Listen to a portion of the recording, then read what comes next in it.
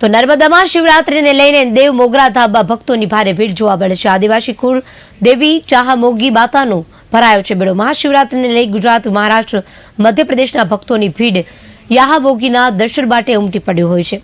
ભક્તોનું ઘોડાપુર આદિવાસીઓની કુળદેવી ચરણોમાં મનોકામના પૂર્ણ કરે છે। ભગવતીની આરાધના કરતા આજના દિવસે ખાસ આયોજન કરવામાં આવતું હોય છે। મહારાષ્ટ્ર, મધ્યપ્રદેશથી દૂર દૂરથી ભક્તો અહીંયા દર્શન માટે આવતા હોય છે। યાહામોગી માતાના દર્શનનો લાહવો લઈ ધન્યતા અનુભવતા હોય છે। આદિવાસીઓની કુળદેવીના ચરણોમાં શીશ ઝુકાવવા માટે સૌ કોઈ આવતા હોય છે અને માના આશીર્વાદ લેતા હોય છે।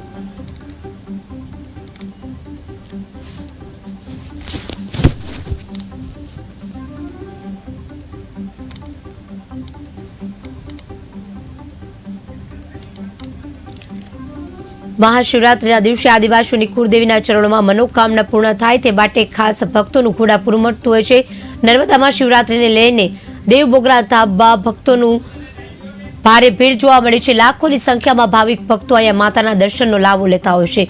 મધ્યપ્રદેશથી, મહારાષ્ટ્રથી દૂર દૂરથી ભક્તો અહીંયા દર્શનાર્થે આવતા હોય છે। યાહામોગી માતાજીના દર્શન કરી ધન્યતા અનુભવે છે। ત્યારે વિશેષ આયોજન આજના દિવસે કરવામાં આવતું હોય છે। આદિવાસીઓની કુળદેવી માનવામાં આવે છે। ખાસ આદિવાસી સમાજ દ્વારા ભવ્ય આયોજન કરાતું હોય છે। આદિવાસીનો મોટી સંખ્યામાં લોકો અહીંયા દર્શનાર્થે આવતા હોય છે।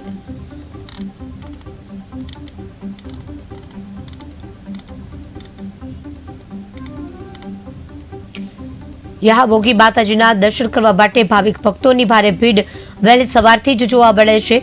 આજના દિવસે લાખોની સંખ્યામાં ભાવિક ભક્તો દર્શનનો લાભો લે છે।